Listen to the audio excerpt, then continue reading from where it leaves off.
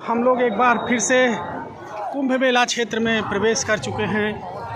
मित्रों, यहाँ पे बहुत भीड़ है और आते वक्त रास्ते में इतनी भीड़ थी कि हम क्या बताएं।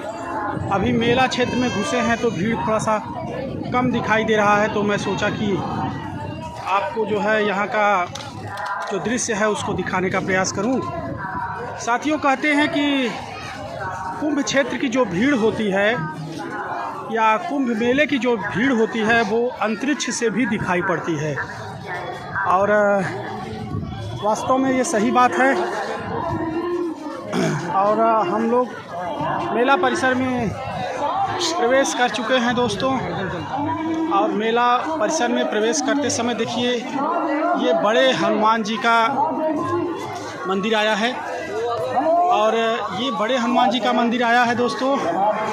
और यहाँ पर जो है हनुमान जी लेटे हुए हैं दोस्तों। अभी हम लोग स्नान नहीं किए हैं, अभी जा रहे हैं, और लौटते समय हनुमान मंदिर का ज़रूर हम लोग दर्शन करके जाएंगे हनुमान जी का, क्योंकि कहा जाता है कि अगर आप संगम में आए हैं और बड़े हनुमान जी के मंदिर का आप दर्शन नहीं करते हैं, हनुमान जी के जो लेटे हुए हनुमान जी हैं उनका दर्शन नहीं करते हैं, तो आपका स्नान जो है अपूर्ण माना जाता है, वो पूरा नहीं माना जाता है, और आपको स्नान का फल नहीं मिलता है। तो इसीलिए दोस्तों माघ मेला में या कुंभ मेला में स्नान करने के बाद मंदिर परिसर में घुस करके लौटते समय लेटे हुए हनुमान जी के मंदिर का भी दर्शन करना चाहिए। देखिए, हम ये आपको गेट दिखा दे रहे हैं, और अभी हम जब वहाँ से लौटेंगे कुंभ स्नान के बाद तो हम लोग भी जो है लेटे हुए हनुमान जी का दर्शन करेंगे, क्योंकि ऐसी मान्यता है कि हनुमान जी का दर्शन किए बगैर आपका स्नान लाभ पूरा नहीं माना जाता है दोस्तों। ये भी मंदिर बहुत ही ऐतिहासिक मंदिर है दोस्तों। लगभग 600 या 700 साल पहले इस मंदिर का निर्माण किया गया था दोस्तों। कहा जाता है कि मध्यकाल में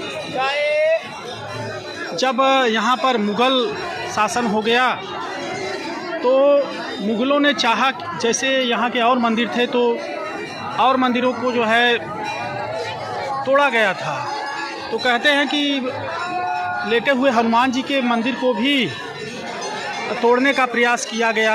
बताया जाता है कि लेटे हुए हनुमान जी का जो मंदिर है वो धरातल से करीब 67 फीट नीचे लेटे हुए हनुमान जी हैं, और मुग़ल सैनिकों ने जब उनको मूर्ति को उठाने का प्रयास किया तो जितना उन्होंने प्रयास किया उठाने का, मूर्ति उतना ही नीचे धंसी हुई जा रही थी, और अंततः वो मूर्ति को उठा नहीं पाए और उनका मूर्ति तोड़ने का सपना अधूरा रह गया दोस्तों।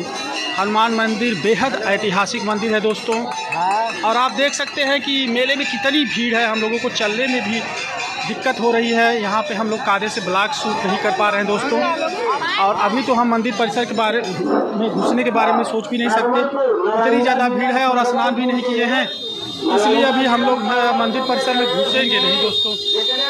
और इस मंदिर के बारे में एक रोचक बात हम आपको बताना चाहते हैं दोस्तों, कि कहा जाता है कि कन्नौज के राजा जिनके कोई पुत्र नहीं थे, मतलब वो पुत्र विहीन थे, तो उनके राजगुरु ने बताया कि अगर आप जो है हनुमान जी की ऐसी प्रतिमा स्थापित करें जो हनुमान जी पाताल में जाकर के अहिरावण से राम और लक्ष्मण को बचाते हुए लाए थे, इस तरह की कुछ प्रतिमा स्थापित करें तो आपको पुत्र की प्राप्ति होगी दोस्तों। और कहते हैं कि कन्नौज के राजा यह विग्रह, यह मूर्ति विंध्याचल से लाए, और जैसे ही वे संगम के पास पहुँचे तो उनकी नाव टूट गई और हनुमान जी की मूर्ति जो है पानी में जो है डूब गई। बताते हैं कि वो बहुत निराश होकर के वापस चले गए, लेकिन जब कुछ समय बाद गंगा जी का जल स्तर नीचे गया तो यहाँ पर एक बहुत ही बड़े बाबा थे जो कि अपनी धूनी रमाते थे वहीं संगम के पास। तो उनको वो मूर्ति दिखाई दी और बाद में राजा की मदद से उन्होंने उस मूर्ति को इस परिसर में स्थापित किया। दोस्तों ये है कहानी हनुमान मंदिर की। और बताते हैं कि हनुमान मंदिर के जो हनुमान मंदिर में लेटे हुए हनुमान जी हैं, उनके एक पैर के नीचे अहिरावण दबा हुआ है और एक पैर के नीचे कामदा देवी कोई दबी हुई हैं। और हनुमान जी की जो मूर्ति है करीब 20 फीट है और दक्षिणामुखी है वो मूर्ति। और पूरे भारत में हनुमान जी की इकलौती मूर्ति है जो लेटी हुई अवस्था में है। और इसके पीछे एक और पौराणिक मान्यता है। दोस्तों बताते हैं कि जब हनुमान जी राम लक्ष्मण और सीता सभी लोग वन से लौट रहे थे, तो जब वन से लंका विजय से लौट रहे थे, लंका से मतलब रावण मारा जा चुका था, तो सीता राम हनुमान जी लक्ष्मण जी सब साथ में वापस आ रहे थे।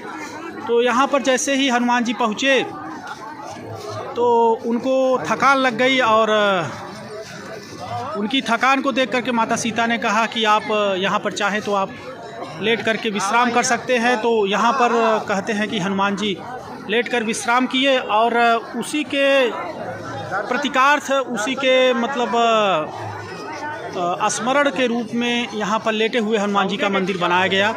दोस्तों तो ये है घटना। और जानने वाले बताते हैं, जैसा कि ऐतिहासिक स्रोतों से पता चलता है कि यह मंदिर करीब 600 या 700 साल पहले का है मंदिर। दोस्तों तो अभी हम इस मंदिर में नहीं जा रहे हैं, हमने थोड़ा सा इसका आपको पूर्व परिचय करा दिया, क्योंकि जाते समय ये रास्ते में पड़ा था, तो हमने इसके बारे में थोड़ा सा आपको बता दिया है। और अब हम आगे संगम की तरफ बढ़ते हैं। देखिए दोस्तों कितनी भीड़ है, बहुत भीड़ है और यहाँ पर चलना मुश्किल हो रहा है। दोस्तों अब हम आगे चलते हैं और संगम के नज़दीक बढ़ते हैं। दोस्तों देखिए दोस्तों, जैसे जैसे हम आगे चल रहे हैं आपको ये प्राचीर दिखाई दे रही है। दोस्तों ये प्राचीर कोई और चीज़ नहीं है, बल्कि ये एक किला है, ऐतिहासिक किला है। आपने इस किले का नाम सुना होगा, इसको इलाहाबाद का किला कहते हैं। दोस्तों और इस किले को बनवाया था जो है मध्यकालीन शासक, मुग़ल शासक अकबर ने इस किले को बनवाया था। दोस्तों देख लीजिए ये किले की प्राचीर है। दोस्तों अभी हम इस किले में नहीं जाएंगे दोस्तों, क्योंकि हम स्नान करने आए हैं दोस्तों। और वैसे तो मैं इस किले में गया हूँ, देखा हूँ सब कुछ, लेकिन आज मैं आपको इसके अंदर का दृश्य नहीं दिखा सकता। अपने किसी और वीडियो में मैं कभी अगर जाऊँगा तो आपको अंदर के बारे में भी सारी चीज़ें बताऊँगा। लेकिन मैं सोच रहा हूँ कि आपको इस किले के बारे में बाहर से ही कुछ परिचय करा दूं, क्योंकि अभी तो हम लोग संगम जाते समय रास्ते में हैं। दोस्तों ये किला जो है 1583 ईस्वी में मुग़ल शासक अकबर ने बनवाया था। दोस्तों तो कहने का मतलब है कि ये किला बने हुए करीब 440 साल हो गए हैं। ये किला बने हुए करीब 440 साल हो गए हैं मित्रों। और कहते हैं कि इस किले को अकबर ने इसलिए बनवाया था, अबुल फजल ने अपनी किताब में लिखा है, जो कि उसका दरबारी इतिहासकार था, वो इतिहास लिखा करता था अबुल फजल। उसने लिखा है कि अकबर को बड़ा अच्छा लगता था यह स्थान, और यहाँ पर गंगा यमुना 2 पवित्र नदियों का संगम था और हिंदू श्रद्धालु बहुत बड़ी मात्रा में हर वर्ष यहाँ पर एकत्रित होकर स्नान करते थे। तो अकबर के मन में तीव्र इच्छा थी कि क्यों न यहाँ पर एक किला बनवाया जाए। लेकिन जो अंग्रेज़ इतिहासकार हैं मित्रों, वो कहते हैं कि अकबर ने इस किले का निर्माण इसलिए करवाया था कि यहाँ पर जो पूरब में जो विद्रोह होता है, उस विद्रोह को दबाने के एक केंद्र के रूप में वो इस किले को स्थापित करना चाहता था, ताकि विद्रोह को आसानी से दबाया जा सके। मित्रों एक और मान्यता है कि लोग कहते हैं कि अकबर पूर्व जन्म में हिंदू ब्रह्मचारी था, उसका नाम मुकुंद था। एक बार वो गाय का दूध पी रहा था, तो उस दूध में गाय के बछड़े का बाल चला गया।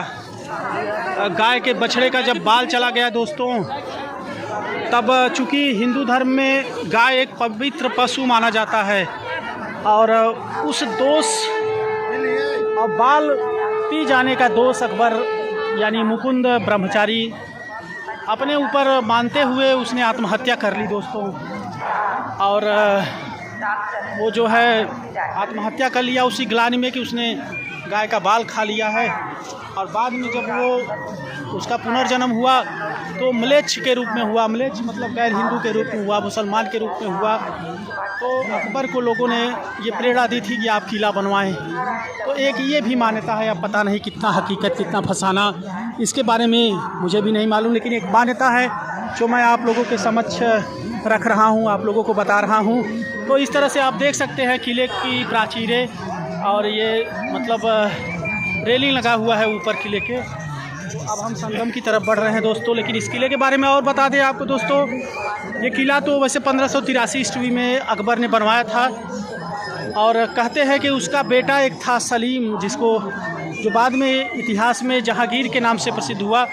बताते हैं कि उसने विद्रोह कर दिया। सन 1600 में वो यहाँ पर दरबार लगाया करता था अपने बाप के खिलाफ, मतलब अकबर के खिलाफ वो दरबार लगाया करता था।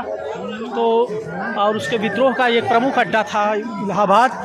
लेकिन बाद में पिता पुत्र में समझौता हो गया दोस्तों, तो इस तरह से उनका झगड़ा ख़त्म हुआ दोस्तों। और इस किले के बारे में हम आपको बता दें कि इसमें अक्षय वट है दोस्तों। अक्षय वट एक पेड़ है, अक्षय वट।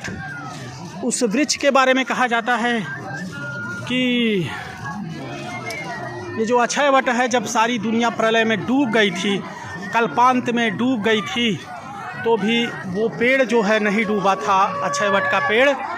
और उसी के पत्ते पर भगवान बाल रूप में विद्यमान होकर के सृष्टि के अनादि रहस्य का अवलोकन कर रहे थे मित्रों दोस्तों इस अक्षय वट के बारे में। और ये कहा जाता है कि यहाँ पर आकर के लोग मोक्ष प्राप्ति के लिए आत्महत्या कर लेते थे दोस्तों।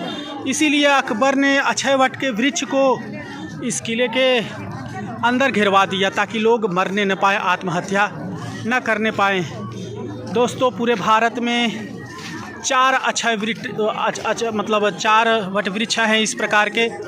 एक है उज्जैन में और एक है आपका वृंदावन में, उसको वंशी वट कहा जाता है दोस्तों। और एक शायद नासिक में है। इस तरह के 4 वट वृक्ष हैं जो कि बहुत ही प्रसिद्ध है।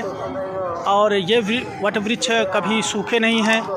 जैन और बौद्ध धर्म के लोगों का भी बहुत श्रद्धा रहता है इन वट वृक्षों में। कहते हैं कि महात्मा बुद्ध इसी अक्षय वट वृक्ष का एक बीज ले जाकर के कैलाश पर्वत पर बो दिए थे। काशी में और गया में भी इस प्रकार का वृक्ष है, ऐसा कहा जाता है। मैंने 4 जगह तो आपको मुख्य बता दिए, उज्जैन, नासिक और आपका वृंदावन के वट वृक्ष को वंशी वृक्ष कहते हैं, वंशी वृक्ष दोस्तों कहते हैं। तो ये थी थोड़ी सी जानकारी मैंने दिया आपको इस किले के बारे में, इस किले के अंदर स्थित अक्षय वट वृक्ष के बारे में। और रास्ते में आते समय जो लेटे हुए हनुमान जी का मंदिर था उसके बारे में दोस्तों मैंने आपको थोड़ी सी जानकारी दी। भीड़ बहुत है और इस तरह से हम लोग अपने गंतव्य संगम स्थान की तरफ बढ़ते हुए, जहाँ पर हम लोग स्नान करेंगे, जहाँ पर गंगा और यमुना 2 पवित्र नदियों का संगम है। और कहते हैं कि सरस्वती नदी सूक्ष्म रूप से आकर वहाँ पे मिलती है और ये स्थान त्रिवेणी कहलाता है दोस्तों। तो हम वहाँ पर स्नान के लिए जाते हुए और दोस्तों चलते हैं। जब हम वहाँ पहुँच जाएंगे तो आपको आगे का चीज़ दिखाएंगे दोस्तों। और इस तरह से हम लोग चलते हुए, बहुत भीड़ है।